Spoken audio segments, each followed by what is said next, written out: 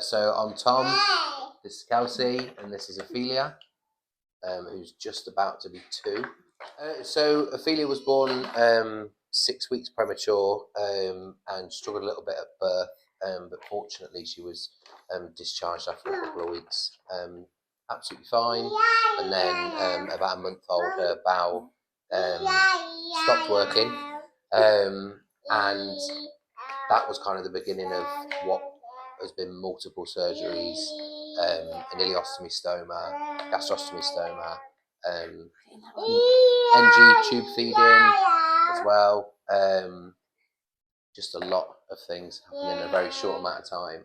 We're kind of having shared care between Manchester and Great Ormond Street. So I think the next sort of plan is they wanted admission down in Great Ormond Street again. We were there in November to do some more monitoring, some more investigations. At the moment, I come in here every other day for treatment with her gastrostomy, which has been something that we've got a plan to get under control. This is probably the one service that we've accessed the most, or at least the most frequently. But also one thing that's been really useful is the fact that the service are also contactable sort of all throughout the day, even when we're not here.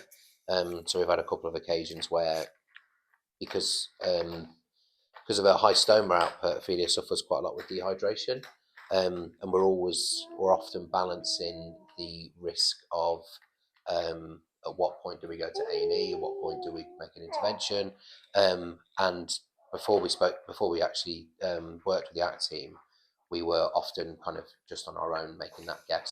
I think the one thing that stands out to me is they do spend time getting to know Ophelia, and what one of the things that she's really struggled with has been, for want of a better term, sort of the trauma around her hospital admissions, the kind of like blue tunic syndrome. And the moment somebody walks in with a lanyard on, she starts panicking. Is this Abby? Have you brought her with you? Yay! But now I've got the toy I keep on. Yeah, I've got my favourite toy. It's probably one of the only services we've accessed where there has been, I think, care not just for her medical needs, but also kind of for her like play and social needs as well, because of how comfortable and welcome they've made Ophelia feel.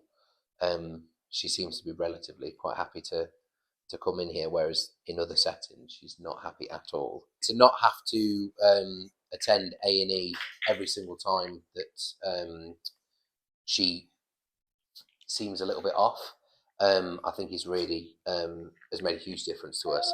You know, Aphilia spent basically 9 months of the first year of her life in hospital, and for us, as much as is safe for Aphilia, we want to stay as far away from there as we can.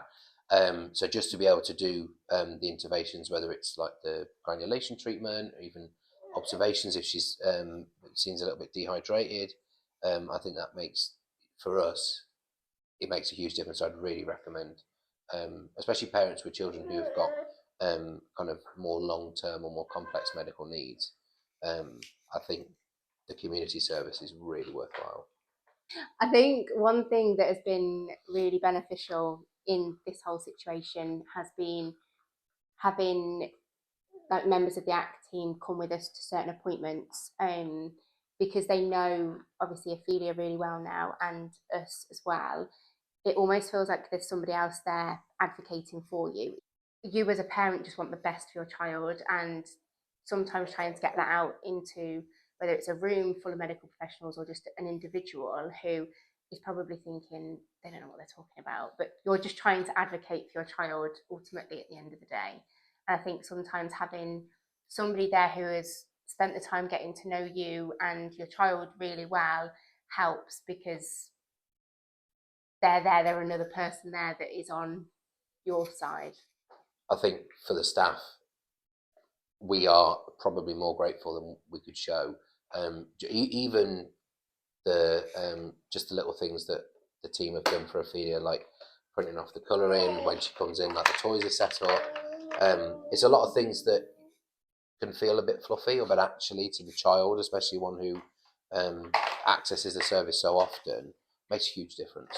As a parent, you kind of have to go with your gut feeling and trust your instinct on what you think you should do for your child, whether that's, you know, wait for the GP or go to A&E or what you do. And I feel like coming here and like the level of knowledge that you guys have, you can cover kind of all of our concerns. I think the hope for the next couple of years is just letting Ophelia have a childhood and being able to kind of grow and develop and get to enjoy all the things she's missed out on and kind of make life as normal as possible in a not very normal environment.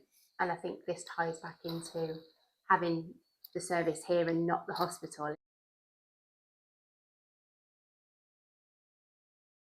That way, look that way.